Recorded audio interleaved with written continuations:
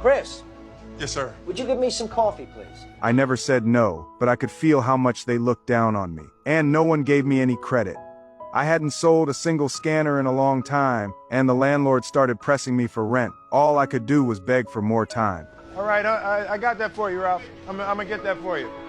Every number on that list was a chance, but for 2 months, I hadn't landed a single deal. So I switched tactics, started calling the company heads directly. To my surprise, one of them wanted to meet right away. I had just 20 minutes to get there. I rushed downstairs, only to be stopped by my manager. He needed me to park his car, and the door lock was acting up. After struggling to open it, I found the parking spot taken. I had to drive around looking for another space, and then got stuck in traffic. Finally, I found a spot. But to save time, I didn't pay for parking. I sprinted to the company, only to be told by the assistant that the chairman had already left. Just like that, another chance slipped right through my fingers.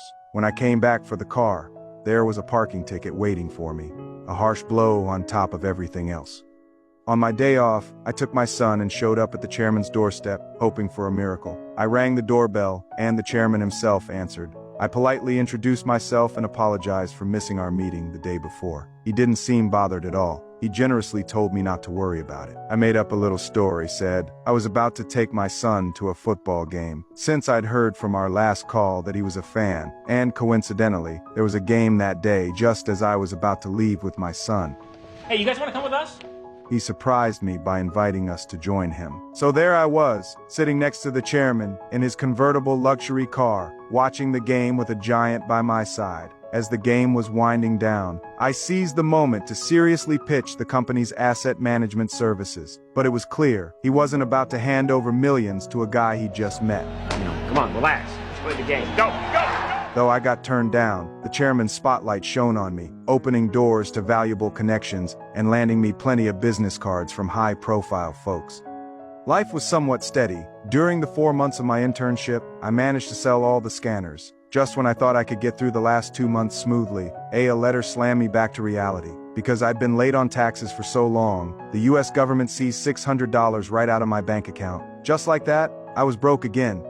And the landlord started pushing for rent once more. Life kept knocking me down. Then one day in the park, I spotted that same homeless guy again. This time, I finally got my scanner back. So I jumped back into selling. At the hospital, I was ready to show a doctor how the scanner worked, only to find it was broken. This machine was my and my son's only hope to survive. No matter how I tried, it just wouldn't turn on. The kind doctor promised, once it's fixed, he'd buy it for sure.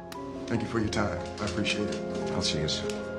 When I got back to the motel with my son, I found our luggage thrown outside by the landlord, the lock on our door changed, and the windows sealed shut. I can't even put into words how crushed I felt. Never in my life did I think I'd hit rock bottom like this. For a moment, I didn't know what to do, but then I snapped out of it. Let's go. Where? I took my son to the subway station, told him this machine was a time machine, and to think of the place he wanted to go most. Then I pressed the button. Oh my goodness. What? Open.